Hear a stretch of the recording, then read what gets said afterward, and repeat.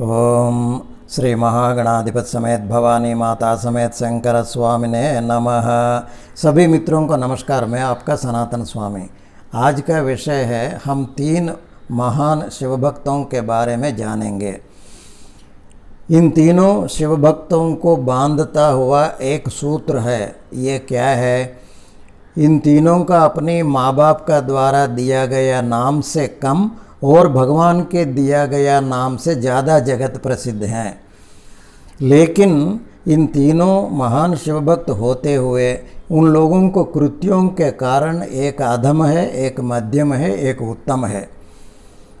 ये तीनों के बारे में आज इस वीडियो में अगर बताना चाहूँगा तो वीडियो बहुत लंबा पड़ जाता है। इसीलिए आज एक व्यक्ति के बारे में हम जानेंगे, बाकी दोनों को 2 छोटे छोटे वीडियो में जानेंगे। अधम व्यक्ति वही है रावण। आप जानते हैं कि रावण ब्रह्मा जी का परपोता लगता है।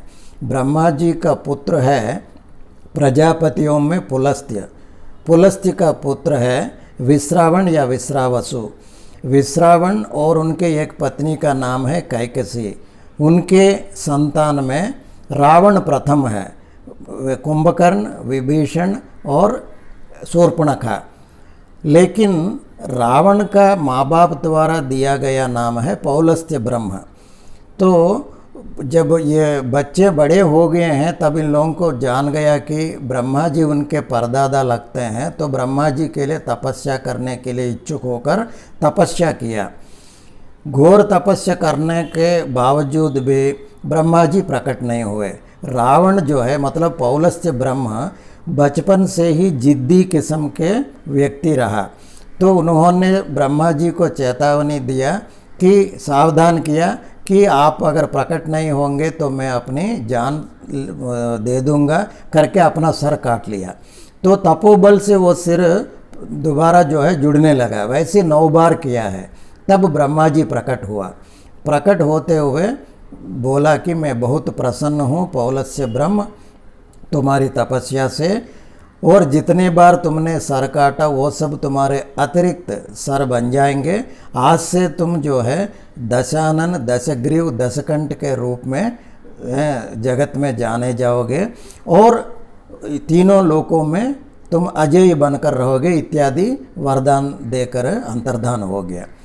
तत्पश्चात रावण महाबलशाली तपोशाली है ना, तो उन्होंने जो है अपनी ही ब्रदर जैसा कज़न लगता है कुबेर को हरा कर उनके स्वर्णमयी लंका नगरी और पुष्पक विमान अपनी कब्जे में ले लिया है।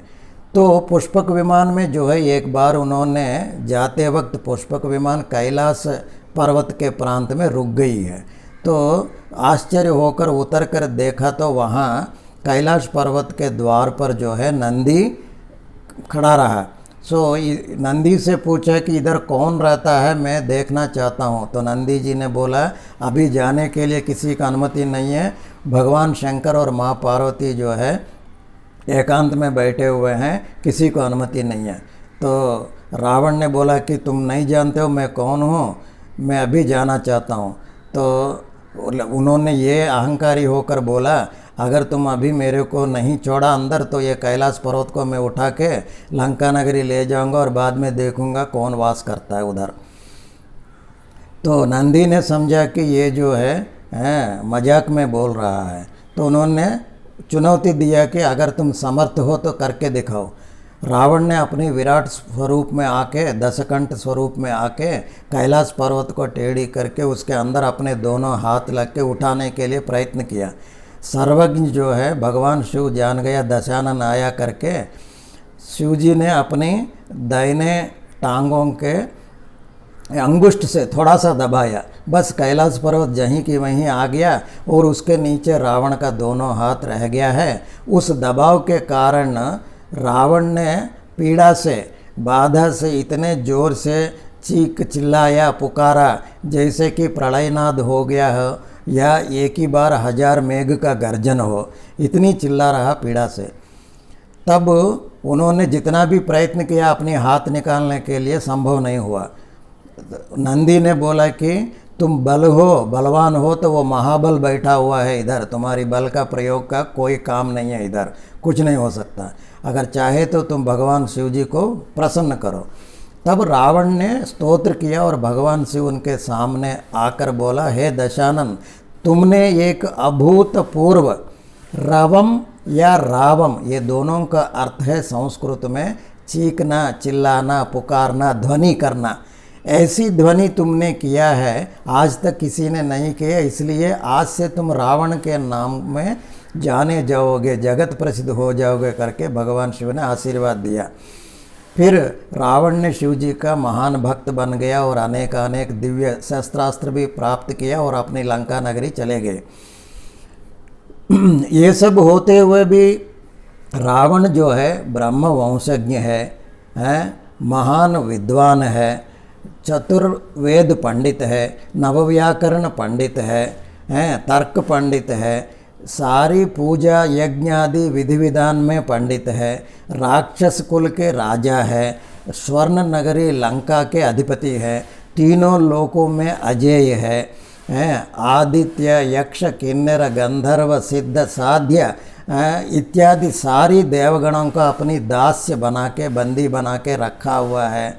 ऐसी महान शिवभक्त जो है अपनी काम, है ना, अपनी काम मतलब धर्मार्थ काम मोक्ष में काम है, मतलब डिज़ायर को गलत तरीके से, है ना, मतलब धर्म विरुद्ध एक किसी का पत्नी को अपहरण करके उस अबला स्त्री को बंदी बनाकर उस महान पतिव्रतांगना के आंसू के कारण और दुख और पीड़ा के कारण बनने से इतनी ही महान रावण जो है विनाश को स्वयं इनवाइट किया है, स्वागत किया है। अपनी विनाश हो गया, अपनी बंधुजन का विनाश हो गया, राक्षस कुल का विनाश हो गया, अपनी स्वर्णमयी लंका नगरी का विनाश हो गया, और चरित्र में जो है एक चरित्रहीन जैसे ही, एक अधम व्यक्ति जैसा ही रह गया है। मतलब घड़ा चाहे मिट्टी से बने या चीनी मिट्टी से बने, कितना सुंदर डिज़ाइन का हो, परंतु इतना छेद है तो किस काम का है। बस वैसी तरह रावण जो है चरित्र में एक विलेन बनकर, एक अधम व्यक्ति बनकर रह गया है। महान शिवभक्त जरूर है, लेकिन क्या हुआ हालत, अधर्मवर्तन होने के कारण। तो यही है विषय आज का। फिर अगले वीडियो में हम लोग जो है मध्यम व्यक्ति कौन है, महान शिवभक्त, वो हम जानेंगे। तब तक के लिए नमस्कार। ओम नमः शिवाय।